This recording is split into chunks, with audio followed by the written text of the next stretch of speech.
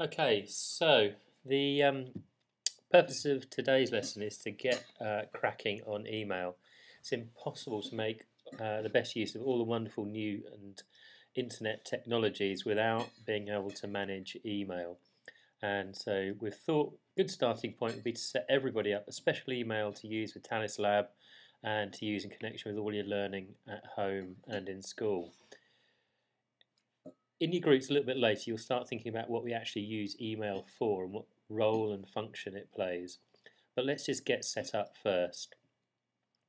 First of all, you need to go to the long address in the middle. Now, rather than laboriously typing it, I've put a link on your class tumblers. So if you click on that, you'll jump to step 2, and you should have a screen that looks something like this.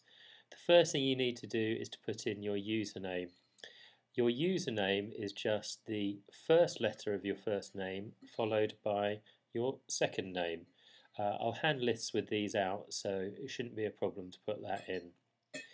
There are a few exceptions where there was more than one email address that would have the same first letter and the same surname, but we'll tell you about that. Don't worry about that.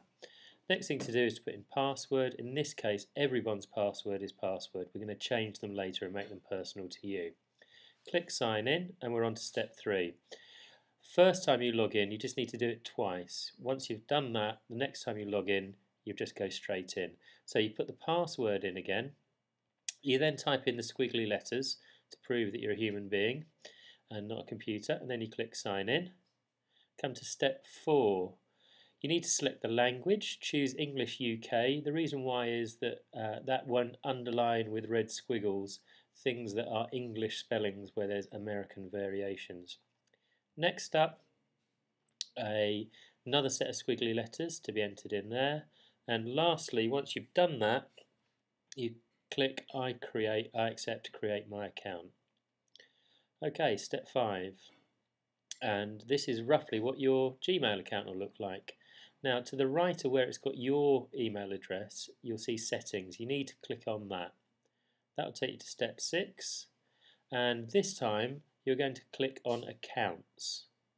Coming up to step 7, in accounts you'll see there's an option to change password and a blue link there. Click on change password. You come to the final page. It's really important you get this right. The first thing you need to do is put your current password in. At the moment everyone's password is password, so you type that in. And then you need to choose a new password. This is where you need to take a bit of care. You've got to create a password that you're going to be able to remember, otherwise it's going to be an absolute nightmare. I suggest you use all lowercase and you think of something that will be easy for you to remember. It's going to be very, very difficult to reset passwords, so it's important that you remember the one that you've used. It might be an idea to write it down somewhere safe for the first couple of times, just until you get more used to it, and then once you've remembered it, you can discard where you wrote it down. Lastly, you re-enter your new password for the final time, click change password, and that's it. You've got your own Talis Lab email with your own password, and that opens up so many more opportunities.